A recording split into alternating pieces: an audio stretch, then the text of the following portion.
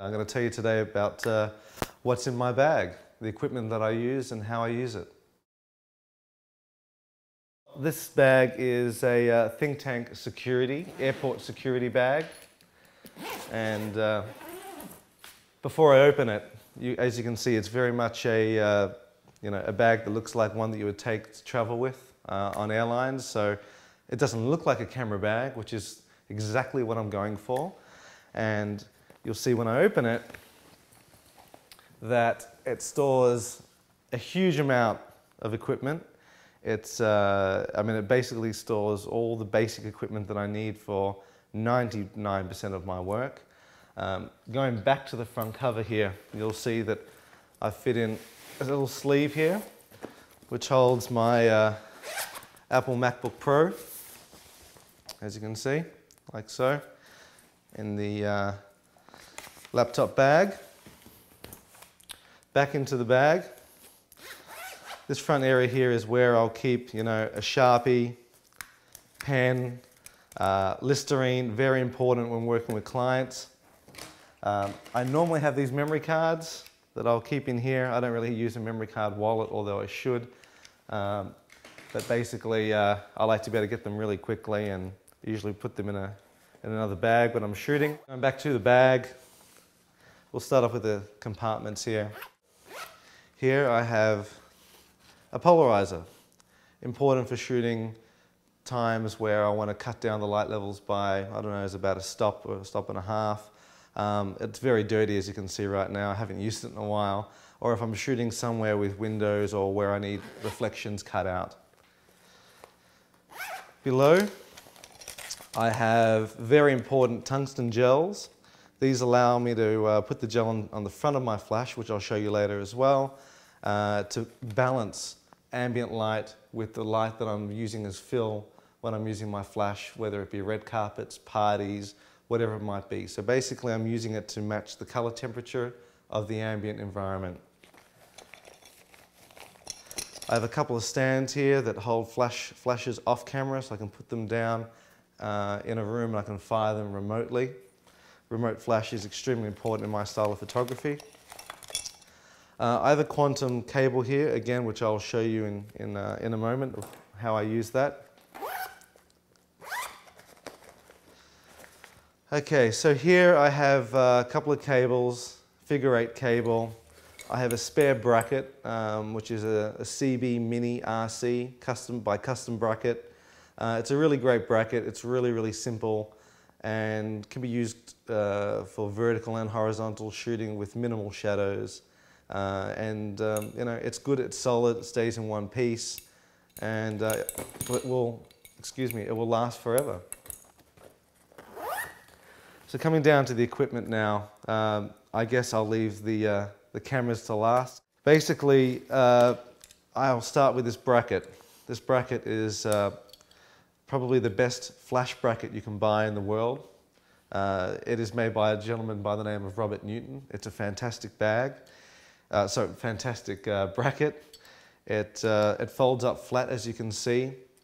Has a quick release here, so I can actually remove it from the actual bracket itself, the flash.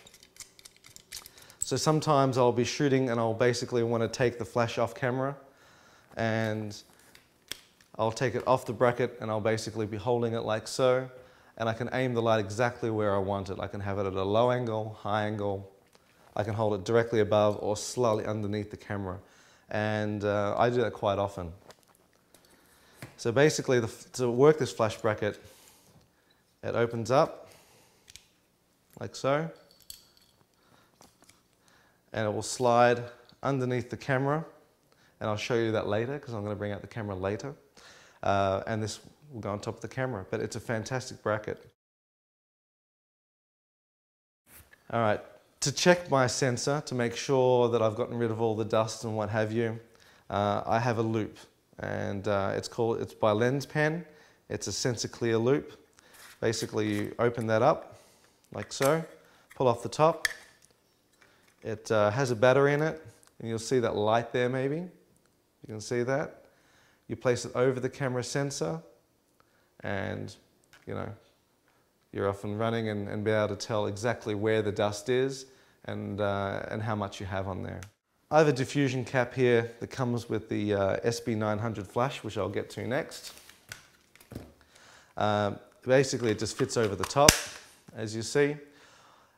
People really use this to soften light.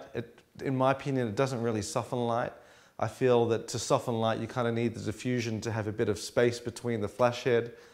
It will cut down the power of the actual output, and it will also widen it because it does have some dots in here, some sort of pattern, and it spreads the light out wide. So if you're shooting a wide room, it can be handy, but really it doesn't soften the pictures. It just cuts down the output, which technically doesn't give you a softer appearance.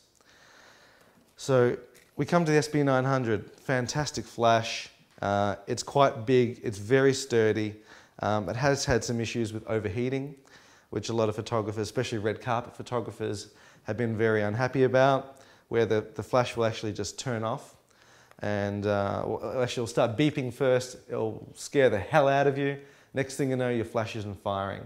It's gotten a lot of photographers in a lot of sticky situations. Unfortunately, I think Nikon haven't created a firmware fix or a hardware fix for this yet. So it's quite disappointing. Very, very easy to use, as you'll see on the back here. Everything's very intuitive, and the flash head can be tilted up for bounce.